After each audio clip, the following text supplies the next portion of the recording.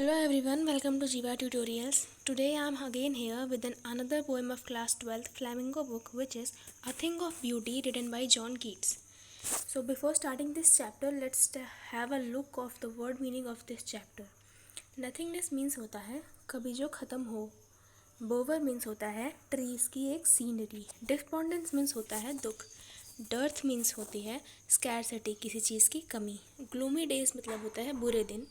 पैल मतलब होता है दुख के बुरे बादल. स्प्राउटिंग मतलब होता है कि कोई भी चीज़ सडनली एक लार्ज नंबर में डेवलप हो जाए, या फिर इसका एक दूसरा मतलब होता है किसी को कुछ प्रोवाइड करना. शेडी बून मतलब होता है किसी की दुआओं की छाया. रिल्स मतलब होता है छोटी छोटी स्ट्रीम्स. स्ट्रीम्स मतलब जब बारिश में पानी मिट्टी से बह कर के होकर चला जाता है तो वो छोटी छोटी स्ट्रीम्स बना लेता है, तो उसी को रिल्स कहते हैं. कवर्ड मीन्स होता है जो क्लियरली विजिबल ना हो. ग्रैंडर मतलब होता है ग्लोरियस. डूम्स मतलब होता है इस अर्थ का लास्ट दिन. हेवंस ब्रिंक मतलब होता है गॉड का door directly. Okay, so start करते हैं पोएम को. उसके पहले हम थोड़ा सा ऑथर के बारे में देख लेते हैं. ये पोएम जॉन कीट्स ने लिखी है, जो 1795 में जिनका जन्म हुआ था, और 1821 में इनकी डेथ हो गई थी. ये एक ब्रिटिश रोमांटिक पोएट थे, और ये जो पोएम है वो एंडायमियन अ पोएटिक रोमांस से ली गई है. जो ये एंडायमियन पोएम है वो ग्रीक लीजेंड पर बेस्ड है. ओके, सो पोएम को स्टार्ट करते हैं. A thing of beauty is a joy forever. Its loveliness increases. It will never pass into nothingness. यहाँ पर पोएट बताता है कि जो थिंग ऑफ ब्यूटी होती है, तो सबसे पहले ये जानना होगा कि थिंग ऑफ ब्यूटी होती क्या है. थिंग ऑफ ब्यूटी वो चीज़ होती है जिसे देखकर हमें खुशी मिले.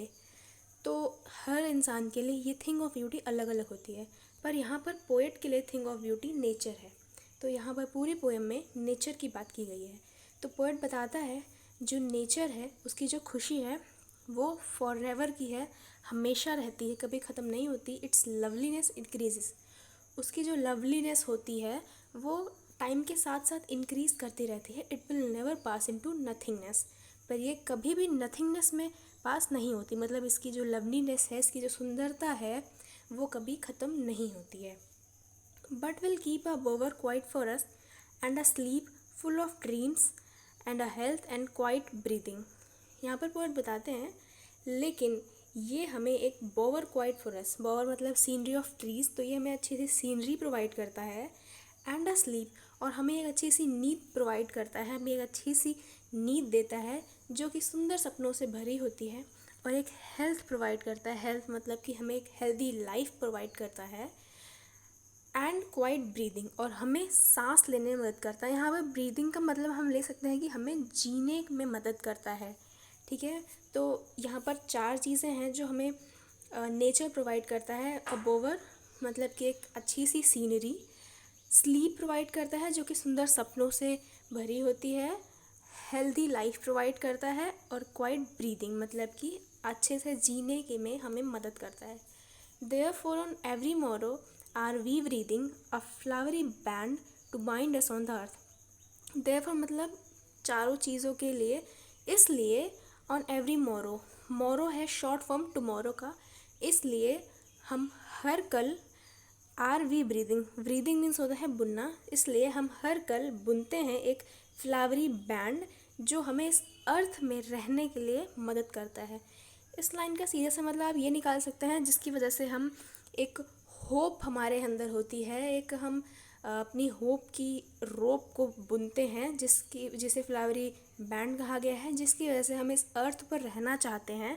और हर दिन कुछ नए नए काम को करने के लिए हम सोचते हैं हम कल ये करेंगे, आज हमें ये करना है, तो जिसकी वजह से हम इस अर्थ से बंध चुके हैं, हम अर्थ में रहना चाहते हैं.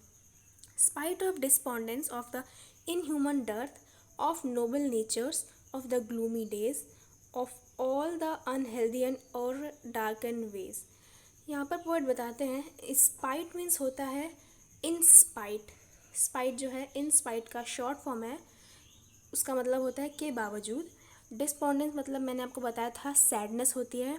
तो यहाँ पर इतनी सैडनेस होने के बावजूद of the inhuman dearth, of noble nature. Inhuman मतलब कि जिसमें ह्यूमन क्वालिटीज़ ना हो। ह्यूमन क्वालिटीज़ मतलब ह्यूमन को स्पेशली उसमें एक सबसे ज़्यादा क्वालिटी होती है जिसकी वजह से वो हर जानवर से अलग माना जाता है, वो होती है उसकी काइंडनेस।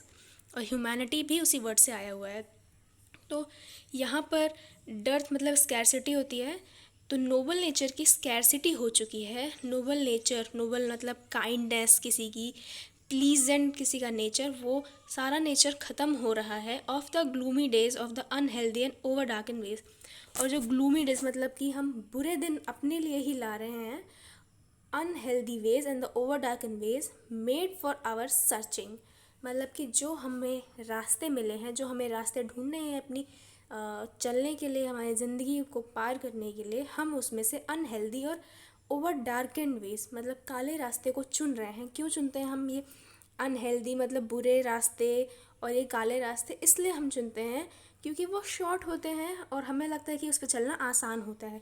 इसलिए हम उन्हीं गलत रास्तों को चुन करके अपने लिए ही गलत चीज़ें पैदा कर रहे हैं।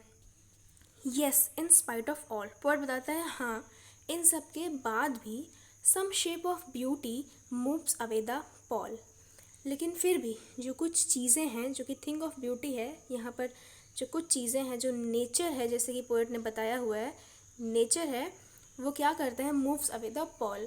मतलब कि वो फिर भी हमारे दुख के बुरे बादल को हटा देता है। जैसे कि नेचर है, अगर किसी को कोई थिंग ऑफ ब्यूटी पसंद है, जैसे किसी को नेचर पसंद है, वो नेचर में है, तो उस नेचर में वो खुद को इतना खुश पाएगा कि उसकी सारी जो बुरी यादें हैं, बुरी चीज़ें हैं, उसके दुख के बुरे बादल हैं, वो सारे हट जाएंगे। From our dark spirits.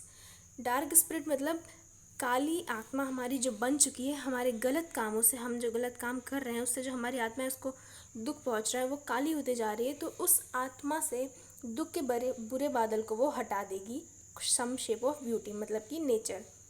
अब यहाँ पर पोएट बताता है कि उसके लिए नेचर में से कौन कौन सी चीज़ें हैं thing of beauty. Such the sun, the moon, trees old and young, sprouting a shady boon for simple sheep. तो ये sprouting a shady boon for simple sheep, ये अलग अलग पेजेस में दिया हुआ है, लेकिन ये एक ही लाइन है। ओके, तो पोएट बताता है यहाँ पर कि सन, मून और जो ट्रीज़ हैं जो कि यंग हैं और ओल्ड हैं। स्प्राउटिंग का मतलब मैंने आपको यहाँ पर लिखा हुआ था, स्प्राउटिंग मतलब होता है जो कि लास्ट में डेवलप हो जाए या फिर किसी को कुछ प्रोवाइड करना। ठीक है, तो जैसे कि यहाँ पर सन है, मून है, और जो ट्रीज़ होती हैं वो क्या करती हैं? शेडी बून, एक ब्लेसिंग्स प्रोवाइड करती हैं, एक छाया प्रोवाइड करती हैं फॉर सिंपल शीप। शीप का मतलब यहाँ पर है हर वो जीव, हर वो ऑर्गेनिज्म जो यहाँ पर रह रहा है बिना कुछ कहे, बिना कुछ बोले। जो नेचर है वो उसे शेड प्रोवाइड कर रही है, ब्लेसिंग्स प्रोवाइड कर रही है। And such are daffodils with the green world they lived in. और जो डेफोडिल्स हैं, डेफोडिल्स एक फ्लावर होता है, और जो डेफोडिल्स यहाँ पर रह रहे हैं इस हरी दुनिया में, वो भी एक थिंग ऑफ ब्यूटी है। And clear reels that for them self a cooling covered make against the hot season. और जो रिल्स हैं, पोएट के लिए रिल्स भी थिंग ऑफ ब्यूटी है। रिल्स मतलब कि बारिश के समय जब मिट्टी कहीं पर नरम होती है, तो बारिश होने की वजह से मिट्टी में से छोटी छोटी नलियाँ निकल जाती हैं, तो उसे रिल्स कहते हैं। और वो रिल्स क्यों बनती हैं? वो अपने आप के लिए बनती हैं, that for them self a cooling cover, जो कि क्लियरली नहीं आपको पता चल सकता है कि वो किस लिए बनी है, पर वो बनती है किस लिए? अगेंस्ट। अगेंस्ट का मतलब होता है अगेंस्ट, वो हॉट सीज़न के अगेंस्ट बनती हैं। मतलब कि वो डायरेक्टली जाकर नदियों से मिल जाती हैं और सारा पानी इकट्ठा हो जाता है, जिसके लिए वो सारा पानी इवेपोरेट होकर चला ना जाए, वेस्ट ना हो जाए। अगर वो ऐसा वेस्ट हो जाएगा तो हॉट सीजन में वहाँ पर सूखा पड़ जाएगा, इसलिए वो रिल्स बन जाती हैं और नदियों में जाकर मिल जाती हैं, जिसकी वजह से हॉट सीजन में भी वो सर्वाइव कर सकते हैं। तो इसके लिए पोएट ने रिल्स को भी थिंग ऑफ ब्यूटी बताया है। The mid forest brake rich with the sprinkling of fair musk rose blooms. Mid forest brake का मतलब क्या होता है? जैसे जंगल में जब पेड़ होते हैं तो पेड़ के आसपास कोई भी कुछ भी शेडी टाइप का नहीं होता है, वहाँ पर सिर्फ पेड़ होते हैं और बीच में पूरा गैप होता है। तो उन्हीं पेड़ों के बारे में बात की गई है। तो जो पेड़ हैं जिसके में मस्क रोज़ लगे हुए हैं, मतलब ये फ्लावर है, फ्लावर लगे हुए हैं, ब्लू मतलब कि वो खिल रहे हैं, खिलते हुए फ्लावर हैं, और स्प्रिंकल कर रहे हैं, चमक रहे हैं, हमें दिख रहे हैं, तो वो भी एक थिंग ऑफ ब्यूटी बताया है पोएट ने. And such too is the grandeur of the doom we have imagine for the mighty death. अब पोएट कौन सी चीज़ को थिंग ऑफ ब्यूटी बता रहा है? जो महान लोगों की डेथ हुई है, जिनकी डेथ से हम अपने कुछ इंस्पिरेशन ले सकते हैं, उनको भी पोएट ने बताया है थिंग ऑफ ब्यूटी. जो महान लोग मरे हैं इस अर्थ से, जो हमने खुद इमेजिन किया हुआ है उनकी डेथ को, वो भी एक ग्रैंडियर है, ग्लोरियस थिंग है हमारे लिए, और हमें जो इंस्पिरेशन प्रोवाइड करता है उसे भी हम एक थिंग ऑफ ब्यूटी की तरह देख सकते हैं. All lovely tales that we have heard or read, an endless fountain of immortal ring pouring onto us from the heavens bring. और जितनी भी हमने लवली टेल्स, मतलब जितनी भी हमने अच्छी कहानियाँ सुनी हैं या फिर कहीं ना कहीं से पढ़ी हैं, वो सब एक थिंग ऑफ ब्यूटी हैं, जो हमें इस चीज़ों के बारे में बताती हैं, लोगों के महान कार्यों के बारे में बताती हैं, महान लोगों के बारे में बताती हैं, जो हमें अच्छे कार्य करने के लिए और अच्छे इंसान बनने के लिए प्रेरित करती हैं. वो भी एक थिंग ऑफ ब्यूटी होती हैं. An endless fountain of immortal टिंग. यहाँ पर एंडलेस फाउंटेन का मतलब क्या होता है? जैसे कि फाउंटेन रहता है तो वो पीरियोडिक मोशन में रहता है ना, वो स्टार्ट होता है, कभी नहीं ख़त्म होता है, पता नहीं चलता आपको, मतलब कि वो एंडलेस होता है, कभी ख़त्म नहीं होता है. इमोर्टल मतलब कि जो हमेशा रहने वाला है, इस अर्थ में लास्ट तक रहने वाला है, तो वो ऐसा ड्रिंक है.